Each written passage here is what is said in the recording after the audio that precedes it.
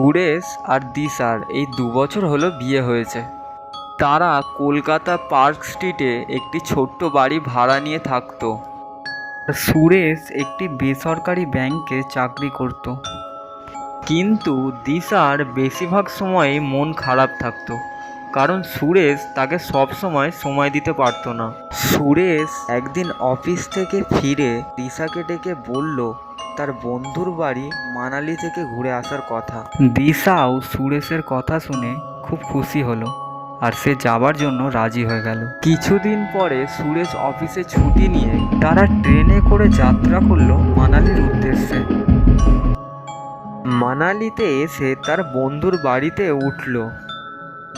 তার পরের দিন তারা সকালে সানসেট দেখার জন্য পাহাড়েতে আসে। পাহাড়ে এসে তারা সানসেট দেখে দিশার খুব ভালো লাগলো, কারণ দিশার খুব একটা এইসব জিনিস দেখার সুযোগ হয় না। সানসেট দেখা শেষ করে সুরেশ যখন দিশাকে বলল হোটেলে যাওয়ার কথা, তখন দিশা বলল সে দূরের পাহাড়গুলো একটু ঘুরে দেখতে চায়। সুরেশও রাজি হয়ে গেল। তারা সামনের উঁচু উঁচু পাহাড়গুলোর দিকে যেতে লাগলো। তখনই একটি পাহাড়ি লোক এসে তাদেরকে বলে যে ওই পাহাড়টা খুব একটা ভালো নয়, ওই দিকটায় বিপদ আছে, আমার কথা যদি শোনো তো ওই দিকটা যেও না। দিশা তার কোনো কথাই শুনল না। সে মনে মনে ভাবল কোথাকারকে গেঁয়ো ভূত, তার কথা আবার শুনতে হবে। দিশা একরকম জোর করেই সুরেশকে সেই পাহাড়ের দিকে নিয়ে যেতে লাগলো।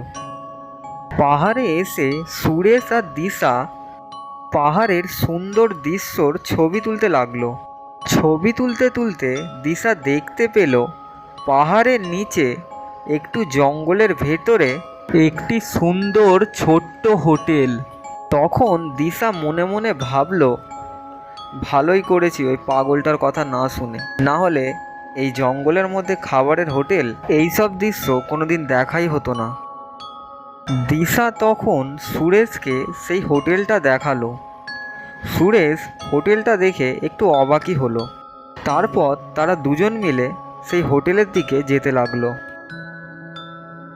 হোটেলে এসে তারা দেখলো একটি বয়স্ক মহিলা আর একটি বয়স্ক লোক তারা হোটেলটা চালাচ্ছে।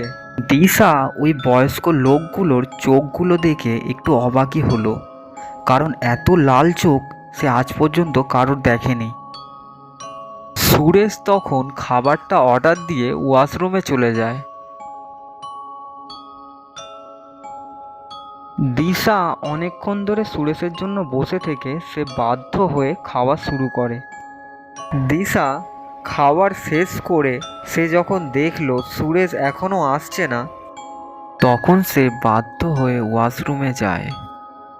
ওয়াশরুমে গিয়ে দেখে সেখানে সুরেশ নেই। তারপর সে হোটেলের এঘরে ওঘরে সুরেশকে খোঁজে। সুরেশকে কোথাও খুঁজে না পেয়ে তার কি মনে হতে একবার কিচেন রুমে যায়। কিচেন রুমের দরজা খুলে সে যা দেখলো তাতে তার গোটা শরীরের রক্ত জমাট বেঁধে যেতে লাগলো।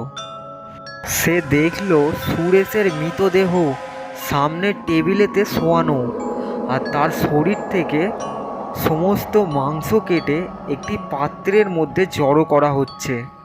দিশা এইসব দৃশ্য দেখে প্রচণ্ড ভয়ে চিৎকার করে উঠল। তখনই সেই বয়স্ক লোকটি হাতে মাংস কাটা ছুরি নিয়ে তার দিকে ছুটে আসতে লাগলো। দিশা তখন তাকে ছুটে আসতে দেখে সে ভয়েতে হোটেল থেকে বেরিয়ে আসে। কিছুক্ষণ পর সেখানকারই পুলিশ নিয়ে দিশা যখন সেই হোটেলের উদ্দেশ্যে যায়, তখন দিশা দেখে সেই জায়গার মধ্যে কোনো হোটেলের চিহ্ন মাত্র নেই। সেইখানে শুধু ভাঙা বাড়ির কিছু অবশেষ পড়ে আছে। দিশা এইটা দেখে একটু অবাকই হয়ে যায়।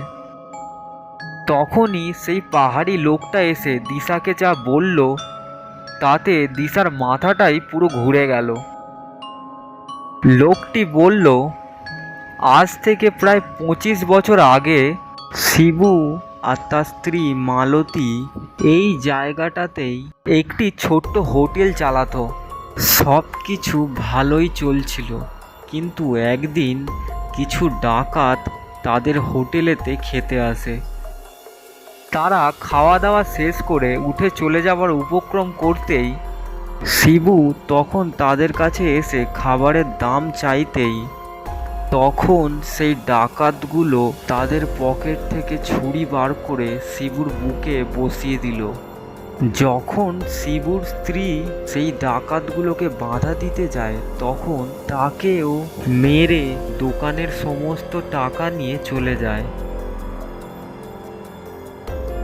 এই ঘটনার পর থেকেই এইসব ঘটনা শুরু। যারা এই পাহাড়ে আসে তাদের মধ্যে বেশিরভাগ লোকই বেঁচে ফেরে না। গল্পটা যদি ভালো লেগে থাকে তাহলে অবশ্যই চ্যানেলটিকে সাবস্ক্রাইব করতে ভুলো না।